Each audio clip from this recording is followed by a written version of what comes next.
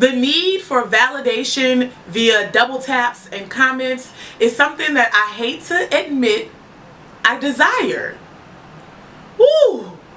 I told y'all we was going beneath the seams. Y'all was going to be all up in my business. Woo, child. I can't believe I just admitted that. But it is the truth. Welcome to Beneath the Seams, where we peel back the layers of clothing and makeup that protects us and get personal. It's about me, it's about you, and what's trending too. If you have never seen this face before, hello, I'm 𝐤𝐞𝐚𝐭𝐡, Riggins, and you could be anywhere on the wwws of the .coms of the internet, but you chose to be right here with me, and I appreciate you for that, girl. Today, I want to confess to you that Instagram is ruining my life and probably yours too, as we take on the multi-layered conversation of your digital self versus your physical self. Let's go beneath the seams.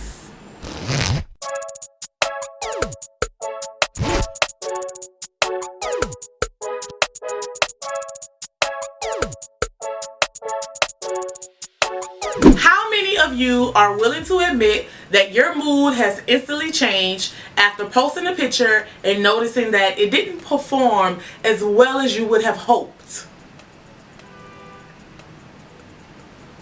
Guilty. I'ma just get straight to the point. Frankly, this is ruining my life and messing with my perception of self. The need for validation via double taps and comments is something that I hate to admit I desire. Woo! I told y'all we was going beneath the seams. Y'all was going to be all up in my business. Woo, child. I can't believe I just admitted that. But it is the truth.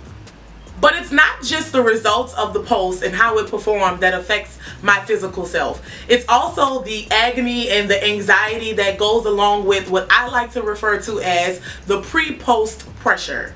And I know what you're thinking, pre-post pressure. What is she talking about? I'm talking about those questions that we ask ourselves before finally pushing send.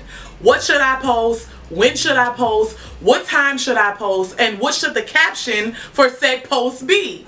Too much. It's too much. It's too much. I get it. For some of us, like me, creating content and sharing moments, particularly in real time on the internet, is a part of our livelihoods. It helped buy this camera, these lights, these pillows, this lipstick. I get it. But I will also admit to you that this is only about 20% of my livelihood. The other 80% of the coin, I have to go and get somewhere else. But yet, even on non-sponsored content, which is 80% of the things I post to social media, I still feel the overwhelming pressure to not only post, but post consistently and to figure out how to post and curate in a way so that said post performs. So in short, my digital presence has had an effect on my physical presence. Often I would catch myself experiencing something amazing in real life, like beautiful, clear water, beaches, or attending an event with amazing people to network with. But I would spend like 30 minutes away from the experience, so actually not experiencing it during that time, just documenting the moments to share for my digital self. I realized that I was cheating myself of those in the moment physical experiences because I was so focused on curating the moment instead. Life is not a curation. It's a very in the moment, as it happens, physical experience. Now this is where it gets very multi-layered. It also happens while out interacting in public. So many times I've met and engaged with people out in the real world offline, and we vibed. It was a genuine interaction, chatting it up, getting to know each other. And it wasn't until we exchanged Instagrams that their level of interest in me and the conversation doubled. Like, I was just standing here giving you all of me, which I know is good stuff because when it comes to personality and work in a room, being out and about, this is where she thrives. So I know that you was getting good stuff out of this interaction. But yet, you become more interested because of the curated version of me you see on your screen, when you have the real deal right here in your physical presence right now? Why is it that we place so much value in social currency that the in real life value of a person is also calculated by how many likes and Instagram followers they have? Here's the answer. It's because we have allowed our perception of self and our value of self and others to be rooted in online and digital presence. And because of that, this is where tailoring your physical self to meet the expectations of your digital self comes into play. How many of you are willing to admit that you have scrolled through your photo gallery trying to select the perfect one shot of the 100 selfies you just took? Guilty. Me again. A lot of social media discomfort comes from the comparison complex that we all suffer with. But comparison to others aside, I even battle with comparing me to me when choosing which version of myself is the best to share with you. Which, as you guys know, that exact feeling is one of the feelings that birth beneath the scenes. I was tired of the fluff of it all and the super curated content. I wanted a space where I could tell you how I really feel. I'm gonna be honest with you, sometimes all of these feelings lead to me not posting at all because I'm so caught up in the metrics of it all. Furthermore, I allow the insights of my latest posts and the fact that I feel like my growth is stunted and that I have been sitting at the same amount of followers for like the past year, I allow it to affect how I feel about my actual standing in real life.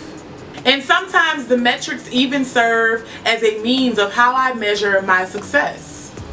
In these times, I find my physical self in a real funk because of my digital self. When in reality, I'm smart, I'm blessed, I'm super creative, I'm actually a pretty nice person, and I have friends and family who actually like me beyond a double tap. I had to stop and think to myself, you know, my bank account does not change because of the amount of post likes or because of the amount of followers I have. It does not instantly add $1 to my bank account when you like a picture. So why am I placing so much value on something that actually holds very little value? The average person shares roughly 10 to 15% of their life online.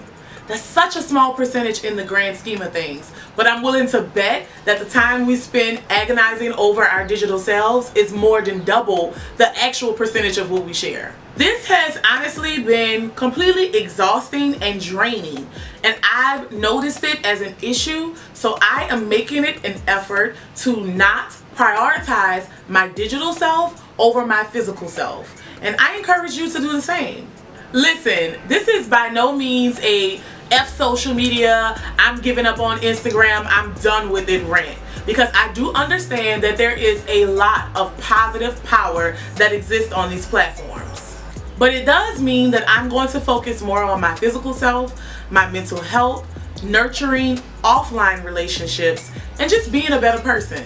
I think a great way to move forward with still embracing your physical self and your digital self is to live now and share later. Moral of the story is, whether you are an entrepreneur who uses Instagram and social media as a business tool to promote yourself, your brand, your products, or you're just a casual social media user who likes to share their latest looks, I want us to not be so focused in the packaging of the perfect post, but yet be more focused in living in and experiencing the perfect moments.